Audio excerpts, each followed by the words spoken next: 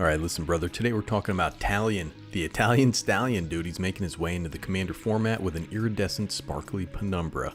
And that's neat, brother. Now let's take a look at this guy. He's a wide open fairy noble mythic with a weird ability. So how do we make this work, man? Well, I'm going to give you my thoughts on that and some other intrusive thoughts that have been meandering around my head, dude. But first, tap the like button, the subscribe button, leave a comment for the algorithm. Talion, Kindly Lord, 2 blue and a black for a legendary creature, fairy noble. It's a 3/4 with flying. As Talion, Kindly Lord enters the battlefield, choose a number between 1 and 10. Whenever an opponent casts a spell with mana value, power, or toughness equal to the chosen number, that player loses 2 life and you draw a card. Not a bad stat line for a fairy. We've got evasion here and a decently big butt. That ability though, dude, that's wild. Mana value, power, or toughness. It begs the question, in a vacuum, say this was in your 99, right? What value would you choose? I mean, you can look around the table, see what's with everybody else's commanders. I mean, people are going to cast those under normal circumstances, but my first thought was 2. You want to choose 2. The commander format has sped up quite a bit over the past few years, and people are constantly casting mana rocks and little utility creatures like Eternal Witness and Solemn Simulacrum. Most removal is 2 or less as well, and many of the counter magic that you're going to encounter is 2 mana. Now my second thought on this thing was obviously fairy tribal, but there's nothing specific about this guy that recommends him as a fairy commander other than the fact that he's literally the boss fairy, he's the lord, right? Now listen, I don't know if this is a guy or a lady or what pronouns they use. I'm going with he because I can't be bothered to look up the lore. And listen, as the game goes on, you may want to reset and or copy Talion's unique abilities so you can draw more cards and drain more life. Since Talion is a legendary creature, regular clones won't do the job very efficiently. There are only a few cards that can effectively copy this ability without having to sacrifice him to the legend rule. Alright man, this is where you bust out the Sakashimas, brother. You got the Imposter here. 2 blue for a legendary creature, human rogue, it's a 3/1. You may have Sakashima the Imposter enter the battlefield as a copy of any creature on the battlefield, except its name is Sakashima the Imposter, brother. It's legendary in addition to its other types, and it has 2 blue. Return this creature to its owner's hand at the beginning of the next end step. This guy used to be pricier, but is down to about $4 and change. Then you got the 1,000-faced one over here, Sakashima of 1,000 faces. This guy's got to go to Sephora. He picks up a whole bag full of makeup for 1,000 faces, dude. 3 and a blue for a legendary creature, human rogue, it's a 3/1. You may have Sakashima of 1,000 faces enter the battlefield as a copy of another creature you control, except it has Sakashima of 1,000 faces other ability. The legend rule doesn't apply to permanents you control. That's even better, dude.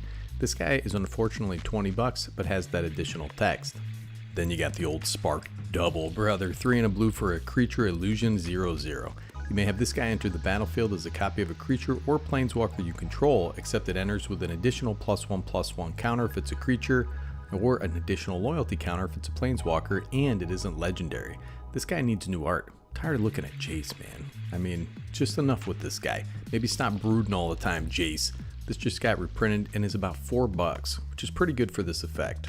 And then out of Baldur's Gate, you have Irenicus Vile Duplication, 3 and a blue for a sorcery. Create a token that's a copy of target creature you control, except the token has flying and it isn't legendary. Just keep in mind this targets. You don't want to give your commander Shroud or anything because this is a targeted ability.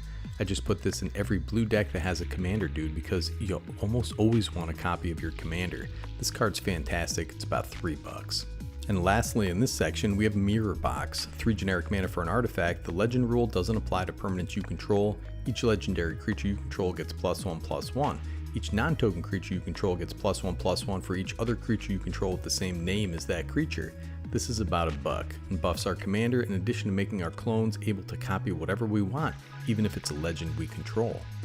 And in blue, we can also blink our commander and our clones with blink staples like Ghostly Flicker and Displace. This resets our commander's ability so we can scale it late game, resets our clones, and can also reset our ETB Effects, which is the 3rd pillar of a deck with Talion at the helm.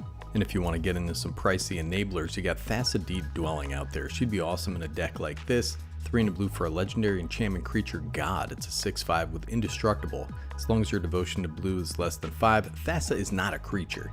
At the beginning of your end step, exile up to 1 target creature you control, then return that card to the battlefield under your control, brother. 3 and a blue, tap another target creature.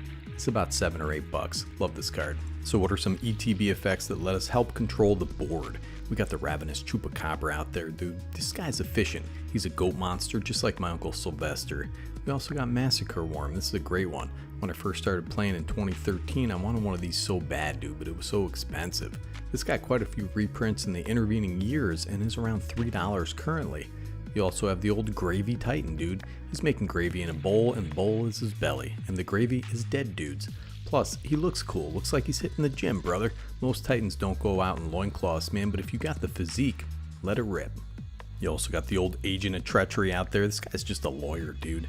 5 blue for a creature, human rogue, it's a 2/3. When he enters the battlefield, gain control of target permanent. That's your money in your bank account. At the beginning of your end step, if you control 3 or more permanents you don't own, draw 3 cards. What a butt nugget this guy is, dude.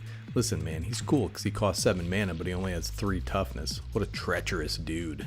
Then we have the old Hostage Taker, dude. I was psyched to open one of these in Ixalan, but this thing's only about 17 cents. Just got a reprint in the Lord of the Rings. 2 blue and a black for a creature, human pirate, it's a 2/3. When it enters the battlefield, exile another target creature or artifact until Hostage Taker leaves the battlefield. You may cast that card for as long as it remains exiled, and mana of any type can be spent to cast it. You can target your own stuff with this too if you want.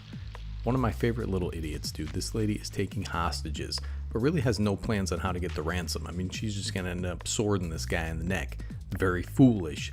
Anyways, this is super underrated for stealing soul rings and little stuff like that. Now there are also a bunch of fairies that can act as ETB monsters and clone targets, some that can augment our commander as well. We got Puppeteer Clique out there, it's a commander staple, it's a cool little fairy. 3 black for a creature fairy wizard, it's a 3/2 with flying.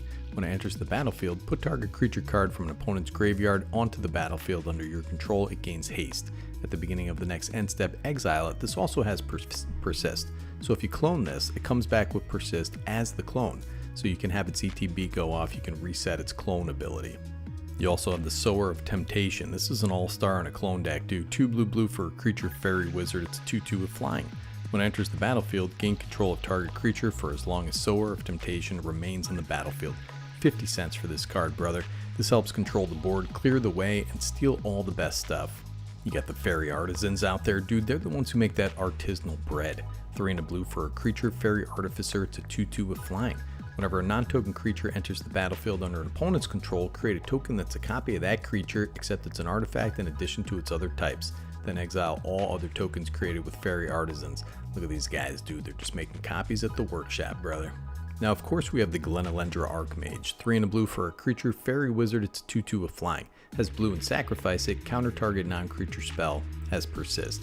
This just got reprinted, and what's more annoying than one of these things?